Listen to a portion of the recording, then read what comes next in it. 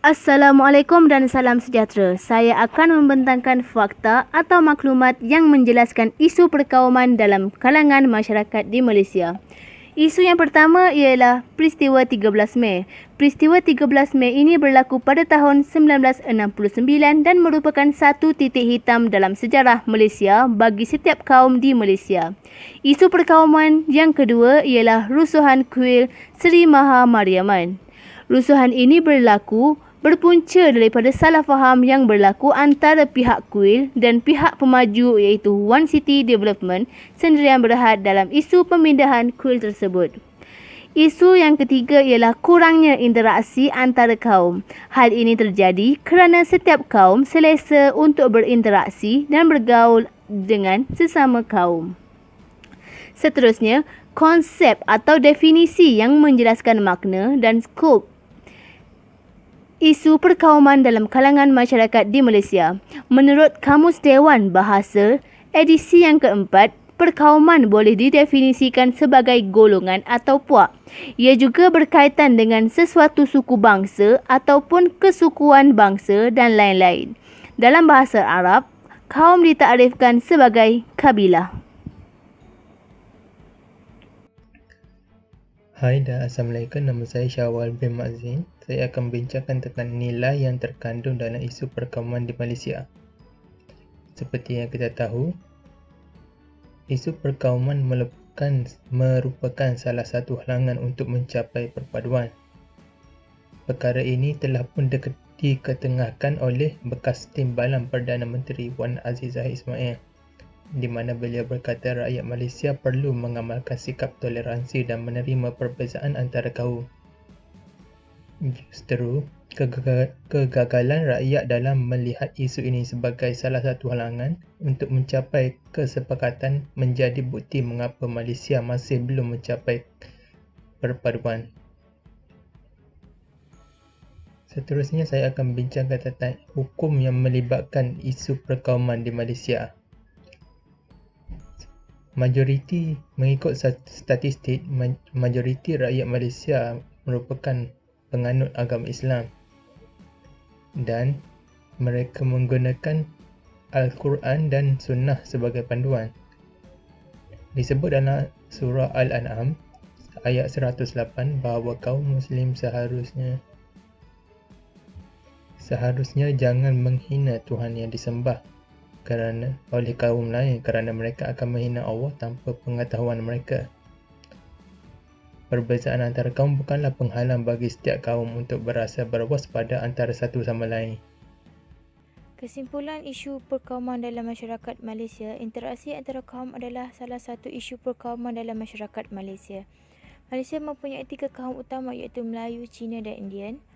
Setiap kaum ini berada di pelosok negara dan mereka ada yang berada di luar bandar, kampung serta kawasan pendalaman. Oleh yang demikian, akibat perbezaan tempat ini menyebabkan interaksi antara kaum tidak dapat berlaku dengan baik maupun tiada langsung interaksi.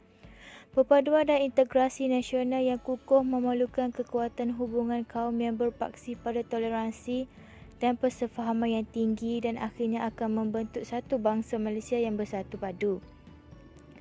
Setiap kaum mempunyai semangat yang menebal terhadap kebudayaan dan bahasa mereka. Mereka hanya ingin menggunakan bahasa mereka dan tidak mahu membuka dunia budaya mereka kerana menganggap jika terdapat yang lain selain bangsa mereka, identiti bangsa mereka akan hilang dan tiada lagi keistimewaannya. Akhir kata, isu interaksi antara kaum merupakan isu yang penting bagi melahirkan satu negara yang berdiri di bawah satu paksi perlembagaan dan rukun negara yang maju dan disegani oleh dunia. Ini menunjukkan bahawa integrasi adalah asas yang mengukuhkan semangat bangsa Malaysia.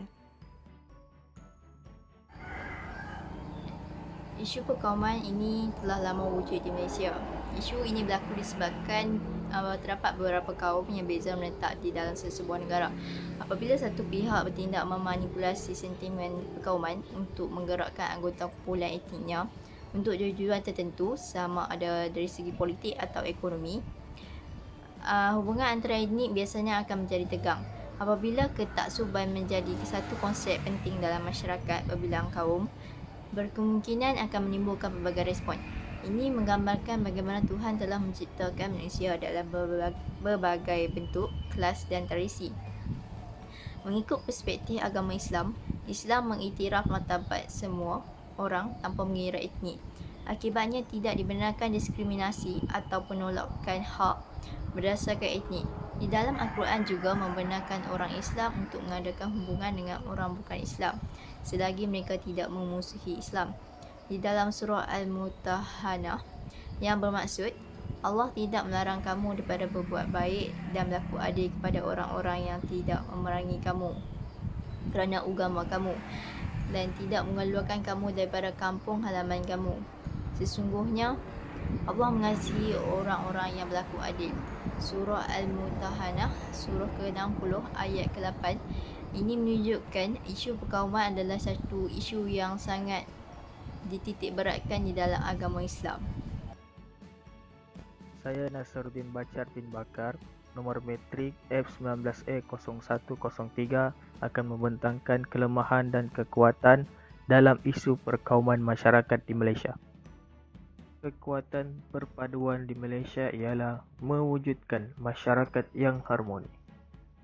Sebagai rakyat Malaysia, pasti kita tidak asing lagi dengan wujudnya masyarakat berbilang kaum di negara kita, seperti Melayu, Cina, India, Kadazan dan sebagainya.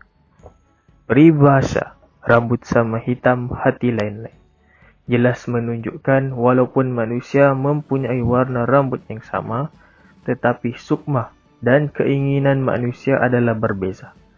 Dengan mewujudkan perpaduan kaum dalam kalangan masyarakat, barulah masyarakat harmoni yang mempunyai aspirasi yang sama dapat tercapai. Oleh hal yang demikian, sebagai rakyat Malaysia yang prihatin, kita hendaklah mewujudkan perpaduan kaum dalam kalangan rakyat Malaysia seperti kata peribahasa, bulat air kerana pembentung, bulat manusia kerana muafakat. Kelemahan isu perpaduan dari segi kesan terhadap sosial, di mana kita dapat lihat bahawa wujudnya salah faham dan buruk pandangan terhadap kaum-kaum lain kerana wujudnya sikap perkauman. Sikap perkauman ini akan memecah belahkan kaum, bukan sahaja memberi kesan dalam jangka masa yang pendek, namun turut memberi kesan dalam jangka masa yang panjang. Kesan dalam jangka masa yang pendek, contohnya sekiranya orang Melayu diberi peluang pekerjaan di kebanyakan perniagaan yang dipunyai oleh masyarakat Cina, ini akan mewujudkan pandangan yang serong dan rasa tidak puas hati. Dalam jangka panjang, pula perasaan ini akan menjadi teruk dan lebih mendalam dan mungkin akan membawa kepada rusuhan kaum, seperti yang berlaku pada 13 Mei 1969.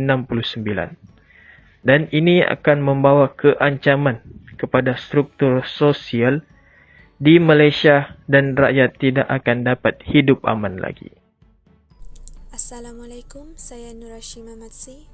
Berdasarkan topik yang dibincangkan tentang isu perkauman, kita dapat simpulkan bahawa banyak konflik yang berlaku apabila kurangnya interaksi dan persefahaman antara kaum.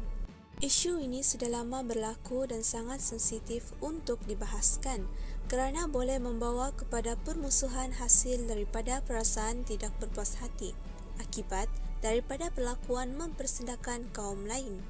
Dalam usaha untuk menyatupadukan masyarakat di negara ini, pelbagai cabaran dan dugaan yang telah dilalui oleh pihak kerajaan sejak mencapai kemerdekaan beberapa dekad yang lepas.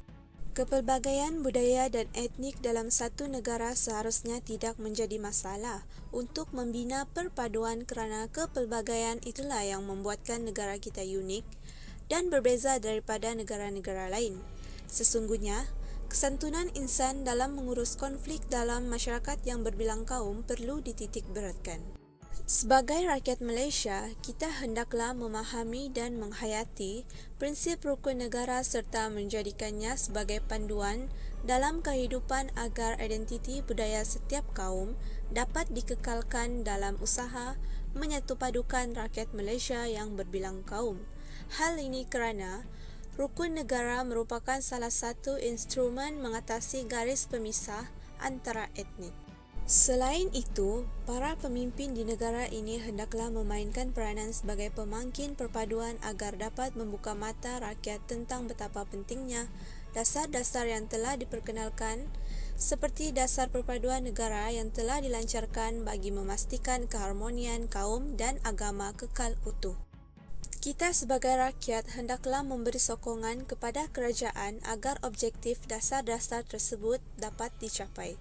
Oleh itu, semangat perpaduan di negara kita hendaklah dipertahankan agar isu perkauman yang semakin membimbangkan ini dapat dihindar daripada terus berlaku.